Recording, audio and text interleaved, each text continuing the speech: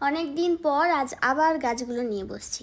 দেখতেই পাচ্ছ অনেক বড় হয়ে গেছে গাছগুলো। কাটিংও করা হয়নি, ঠিক মতন মেনটেনও করা হয় না, তাই আজ একটু সময় বের করে ওদের যত্ন নিচ্ছি। জানো, আমার যখন মন খারাপ থাকে তখন আমি গাছের সাথে সময় কাটাতে খুব ভালোবাসি। গাছের যত্ন নিতে নিতে মনটা যে কখন ধীরে ধীরে ঠিক হয়ে যায় বুঝতেই পারি না। আর একটা জিনিস আমি সবসময় খুব বিশ্বাস করি, নিজেকে কাজের মধ্যে ব্যস্ত রাখাটা খুব দরকার। কারণ যখন তুমি নিজের কাজ, নিজের স্বপ্ন আর নিজের দায়িত্ব নিয়ে ব্যস্ত থাকবে, তখন কে তোমাকে কি বললো, কে কি ভাবলো, এইসব নিয়ে মাথা ঘামানোর সময় থাকবে না তোমার কাছে। তাই মন খারাপও হবে না, দুঃখও পেতে হবে না।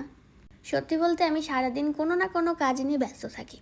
অনেকেই তোমরা বলো যে ডেলি ব্লগ করো না কেন দিদি, কিন্তু সময়ের অভাবে সত্যিই হয়ে ওঠে না গো।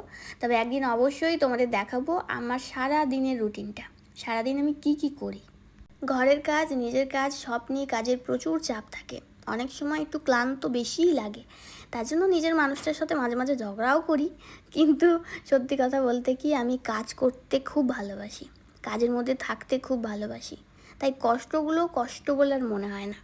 আমার জীবনে কে এলো, কে চলে গেল, কে আমাকে ভালোবাসলো, কে আমাকে ভালোবাসলো না, কে আমার সাথে খারাপ ব্যবহার করলো, এইসব নিয়ে বসে ভাবার মতন সময় আমার কাছে নেই, আর ইচ্ছাও নেই। কারণ আমি বিশ্বাস করি যে অতীতকে আঁকড়ে ধরে বসে থাকলে সামনের দিকে এগোনো যায় না। এইসব কথা বলছি কারণ প্রত্যেকটা মানুষের জীবনেই কিছু না কিছু কষ্ট, কিছু না কিছু গল্প থাকে। কিন্তু সেই গল্পগুলোকে নিজের শক্তি বানিয়ে এগিয়ে যাওয়াটাই সব থেকে বড় কথা। আমার মনে হয় জীবন একটাই, তাই যাই হোক, যত বাধাই আসুক, সব কিছু ওভারকাম করে নিজের মতন এগিয়ে যেতে হবে। আর নিজের শান্তির জায়গা খুঁজে নিতে হবে নিজের কাজের মাধ্যমে, নিজের ভালোবাসার জায়গার মাধ্যমে। এই যেমন ধরো, এখন আমার কাছে সেই ছোট্ট শান্তির জায়গা হলো এই গাছগুলো, যেটা আমি কাটিং করতে করতে তোমাদের সাথে কিছু মনের কথা আজ আমি শেয়ার করলাম। এগুলো যখন রেডি হয়ে যাবে তখন একবার তোমাদের সাথে শেয়ার করব।